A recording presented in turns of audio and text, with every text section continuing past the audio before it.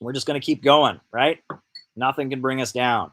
That's the main thing. If you have grit in life, if you can keep going in the face of hardship, if you can have a bad day and say, you know what, that was a bad day, but tomorrow I'm just going to keep going. That is your greatest asset. If you can have grit, if you can grit your teeth and just keep going, you can be very successful in life. You may not achieve everything you want to achieve. I'm not an idealist. I don't say you can do anything if you just try hard enough. There are some things you can't do.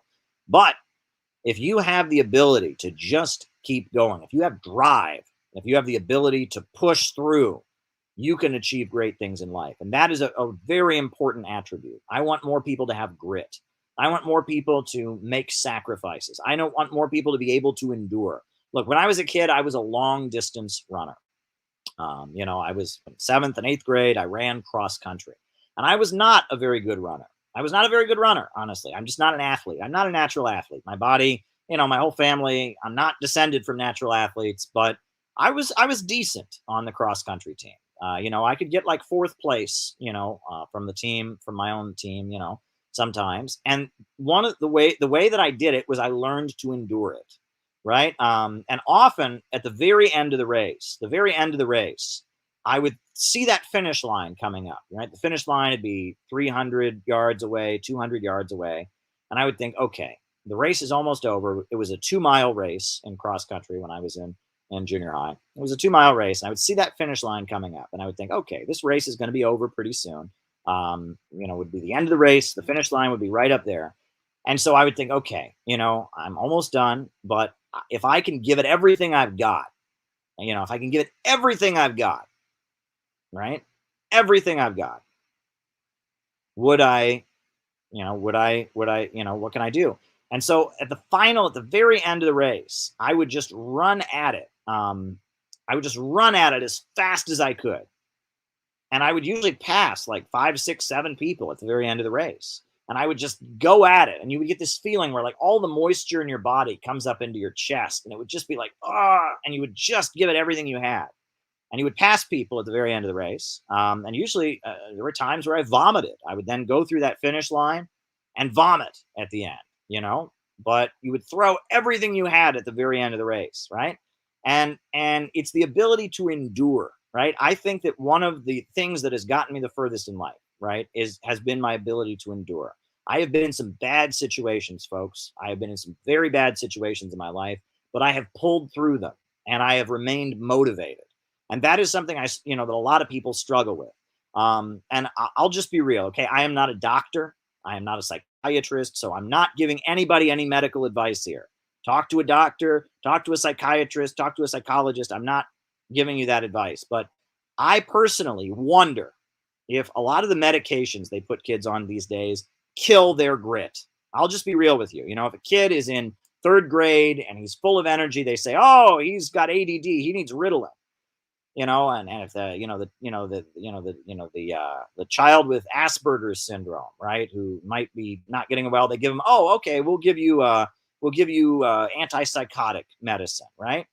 And that kills these children's grit, right? It kind of takes away their ability to push through, right? It makes them tired. It makes them docile.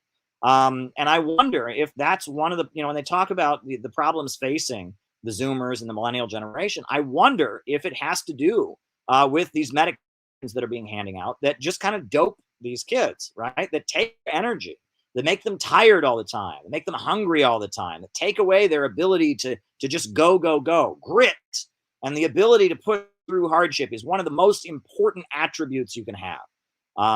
It's one of the most important attributes you can have. And it's very difficult. And, people who've suffered a lot of trauma in their life, if their parents abused or their relatives abused them, or they were in a long-term hard situation, it can be very hard to develop the confidence. A lot of it is confidence. You need to develop confidence. And so that's just kind of my thoughts there. But yeah, that's one thing I feel like, and again, no one should like not take their medication because Caleb said this on a stream. Okay. Obviously, don't do that. Talk to a professional, talk to a doctor. But I feel like psych meds, they hand out like water. They give kids drugs for everything now. Oh, wow, the kid yelled in class, give him some drugs. Oh, wow, the kid's depressed, give him some drugs. Oh, the kid's not getting good grades, give him some drugs, give him some drugs.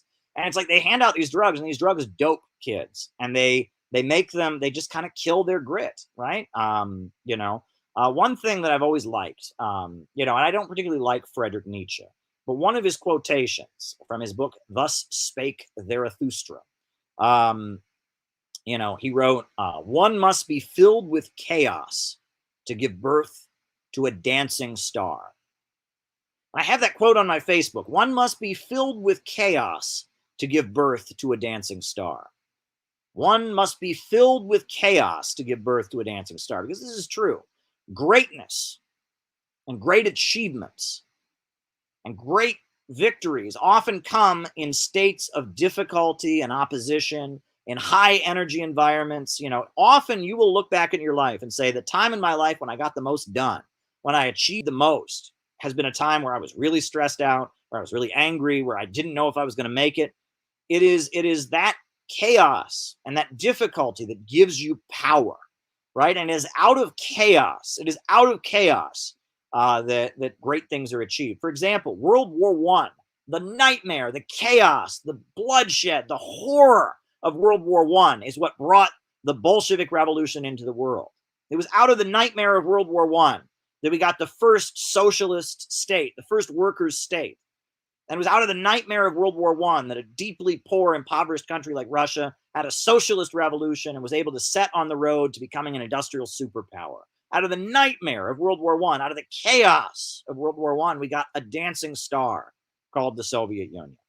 And out of the chaos of World War II and the chaos of feudalism and instability in China, out of the nightmare, we got the socialist revolution that set China on the course of building a new world, right? And some might argue that this means we should be in favor of mass destruction. That's not what I'm saying. I'm saying that often it is people that are full of vigor and energy, and sometimes that energy is chaotic, and sometimes that energy gets them in a lot of trouble when they're young. And sometimes that energy makes them very hard to control as parents, and makes them very misbehaving children. Sometimes those children have strength of character that will help them achieve things, and so when I see these younger folks who are just being given drugs, they just hand them these drugs that make them complacent, that space them out and make them tired. And I meet younger people that are just hopeless. And they say, what's the point of waking up in the morning? What's the point of life? Who cares? They just sit on the internet, and they just sit on the internet and they feel hopeless. I feel like perhaps there's a problem there. So that's just my personal opinion. So there you go. I just wanted to get that out there.